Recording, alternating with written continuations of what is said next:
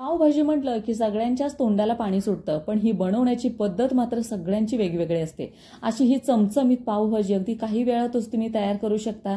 जास्तीचा वेळ न घालवता अगदी जशी ढाब्यावरती मिळते, म्हणजे जशी गाड्यावरती मिळते, अगदी त्याच चवीची तुम्ही अगदी पावभाजी काही वेळातच तयार करू शकता। घरामध्ये छोटे मोठे कार्यक्रम असतील, बर्थडे पार्टी असेल, तर ह्या वेळेला अशा पद्धतीने ही पावभाजी झटपट तुम्ही तयार करू शकता। मस्त टेस्टी तयार होते। तर नमस्कार, मी संगीता स्वागत करते तुमचं संगीताच कुकिंग कॉर्नर मध्ये। तर आपण इथं पावभाजी बनवण्यासाठी मी इथं काही भाज्या घेतलेल्या आहेत। आता पावभाजी बनवण्यासाठी अशा काही मोजक्याच भाज्या घ्याव्या असं काही नाहीये। तर मी इथं घेतलेला आहे एक मीडियम साईजचा बटाटा, त्याचबरोबर अगदी 2 शिमला मिरच्या पण मी इथं कट करून घेतलेल्या आहेत।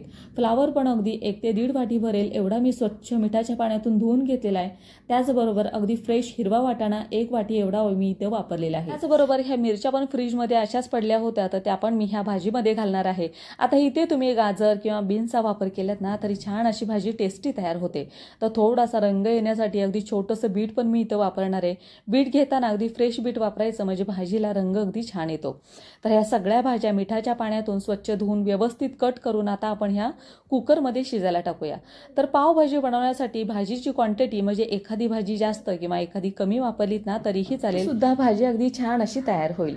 तर सगळ्या भाज्या व्यवस्थित कट करून ह्या कुकरमध्ये घातलेल्या आहेत। आता ह्याच्यामध्ये 1 ग्लासभरच मी इथं पाणी घालणार आहे। पाण्याची क्वांटिटी थोडीशी आपल्याला कमीच ठेवायची आहे, कारण भाज्या शिजल्यानंतर त्याचं पण पाणी निघतं। तर जास्तीचं पाणी जर तुम्ही ठेवलंत ना तर भाजी कडायला थोडासा जास्त वेळ लागू शकतो। 1 चमचाभर मीठ आपल्याला इथं घालून घ्यायचं आहे आणि मीठ घातल्यानंतर कुकरला झाकण लावून कुकरच्या अगदी 2 शिट्ट्या आपल्याला इथं काढून घ्यायच्या आहेत। जास्तीच्या शिट्ट्या काढायच्या नाहीत, कारण भाज्या शिजायला जास्त वेळ लागत नाही। 2 शिट्ट्या झालेल्या आहेत। आता आपण हा कुकरचं झाकण काढून घेऊया। तर तुम्ही बघू शकता भाज्या व्यवस्थित शिजलेल्या आहेत, रंगही खूप छान आलेला आहे। आता एका मॅशरच्या साहाय्याने हे आपण बारीक करून घेऊया। तुमच्याकडे जर मॅशर नसेल तर तांब्या किंवा ग्लासनी हे बारीक केलेत ना तरी व्यवस्थित असं बारीक होईल। तर बरेच जण काय करतात, हे मिक्सरमधून अगदी पटकन बारीक व्हावं ह्याच्यासाठी हे मिक्सरमधून काढतात, पण जेवढं मिक्सरमधून तुम्ही बारीक काढलत ना तर हे पूर्णपणे बारीक होतं, अगदी झुणका केल्यासारखं आपलं हे तयार होतं। पण असं मॅशरच्या साहाय्याने किंवा तांब्याच्या साहाय्याने बारीक केलत ना की जसं हॉटेलमध्ये कशी अगदी जाडसर, थोडीशी जाडसर असं असतं हॉटेलमध्ये किंवा ढाब्यावरती मिळते, अगदी त्याच टेक्स्चरचं हे मिश्रण असं तयार होतं। तर आता याला फोडणी देण्यासाठी एका कढईमध्ये मी अगदी थोडंसं तेल घातलेलं आहे। बटर करपू नये ह्याच्यासाठी थोडंसं तेल घातलं आणि नंतर बटरचे अगदी 2 तुकडे घातलेले आहेत। तुम्ही अर्ध बटर अर्ध्या तेलाचा वापर केला तरीही चालेल, पण शक्यतो पावभाजी ही बटरमध्येच तयार करा, कारण बटरचं चव अगदी भाजीला खूप छान येते। तर मी बटर थोडंसं मेल्ट झाल्यानंतर इथे अगदी मीडियम साईजचे 2 बारीक कट करून कांदे घेतलेले आहेत। पावभाजी बनवताना कांद्याचं आणि थोडंसं टोमॅटोचं प्रमाण आपल्याला इथं जास्त ठेवायचं आहे, म्हणजे भाजी जास्त क्वांटिटीमध्ये पण होते आणि चवीलाही खूप छान लागते। तर हलक्यासा रंगावरती कांदा छान असा आपण भाजून घेतलेला आहे। आता ह्या भाजलेल्या कांद्यामध्ये आपण इथं अगदी 1.5 चमचाभर मी इथं अद्रक लसूणची पेस्ट घालणार आहे। अद्रक लसूणचा कच्चेपणा जाईपर्यंत आपण हे छान असं परतून घेऊया। तर बऱ्याच वेळेला बऱ्याच जणांची पावभाजी बनवण्याची पद्धत ही वेगवेगळी असते। तर आपण सगळ्यात अगोदर भाज्या शिजवून घेतल्या आणि त्याला ह्या पद्धतीने आपण फोडणी देणार आहे। तर अद्रक लसूण पण छान असं परतून घेतलेलं आहे। आता ह्याच्यामध्ये अगदी 2 मीडियम साईजचे टोमॅटो आहेत, ते व्यवस्थित अगदी कट करून मी इथं परतून घेणार आहे। तर टोमॅटो व्यवस्थित आपण परतून घेऊया। तर त्याच्यामध्ये अगदी थोडंसं मी इथं मीठ पण घालणार आहे। आता मीठ घालताना तुम्ही तुमच्या अगदी चवीप्रमाणे इथं ॲड करा, कारण भाजीमध्ये पण आपण भाज्या शिजवताना पण आपण कुकरमध्ये मीठ घातलं होतं। त्याचबरोबर जे बटर आपण वापरलेलं आहे त्याच्यामध्ये पण अगदी बऱ्यापैकी मिठाचं प्रमाण असतं। तर मी इथं अगदी थोडंसं मीठ घालून कांदा आणि टोमॅटो छान असं परतून घेतलं। 1 ते 2 मिनिटं कांदा आणि टोमॅटो परतून घेतल्यानंतर आता आपण इथं काही सुके मसाले घालून घेऊया। तर सगळ्यात अगोदर मी इथं लाल तिखट घेणार आहे। तर लाल तिखट अगदी 1.5 चमचाभर मी इथं वापरणार आहे। लाल तिखट तुम्ही तुमच्या अगदी चवीप्रमाणे इथं ॲड करा। तिखट घेतल्यानंतर मी इथं अगदी 1.5 चमचाभर पावभाजी मसाला घेतलेला आहे। आता ह्या पावभाजी मसाल्याचं थोडंसं प्रमाण आपल्याला इथं जास्त ठेवायचं आहे, म्हणजे भाजीला सुगंधही खूप छान येतो, शिवाय भाजी चवीलाही अतिशय छान तयार होते। त्याचबरोबर 1 चमचाभर मी इथं धना पावडर घेतलेली आहे। धना पावडर घेतल्यानंतर मी इथं 1 चमचाभर कश्मीरी मिरची पावडर घेतलेली आहे। आता आपण बीट पण शिजत टाकलं होतं, पण बीटामध्ये आणि कश्मीरी मिरची पावडर असेल ना तर भाजीला रंगही खूप छान येतो आणि भाजी दिसायला अगदी छान दिसते। तर हे व्यवस्थित मसाले आपण परतून घेऊया।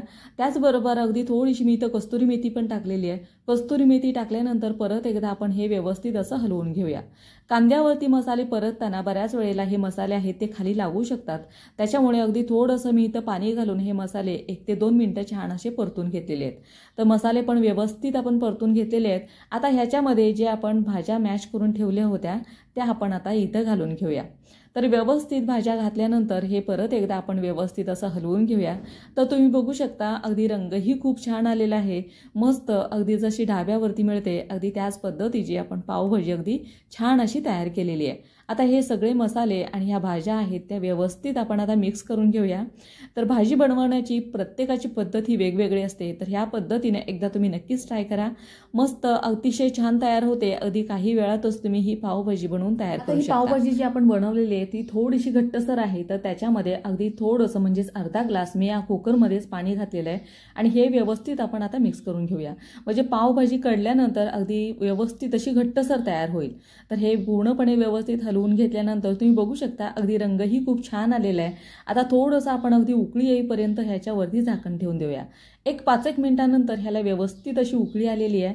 आता आपण हे झाकण काढल्यानंतर तुम्ही बघू शकता अगदी पावभाजीला रंगही खूप छान आलेला आहे आणि मस्त अगदी सुगंधित पावभाजी आपली तयार झाली आहे. तर हे व्यवस्थित एकदा हलवून घेऊया. तर ह्याच्यामध्ये पाण्याचं प्रमाण थोडंसं इथं जास्त दिसतंय. तर परत एकदा 1-5 मिनिटासाठी आपण ही भाजी आहे ती गॅसवरती अशीच कडून देणार आहे.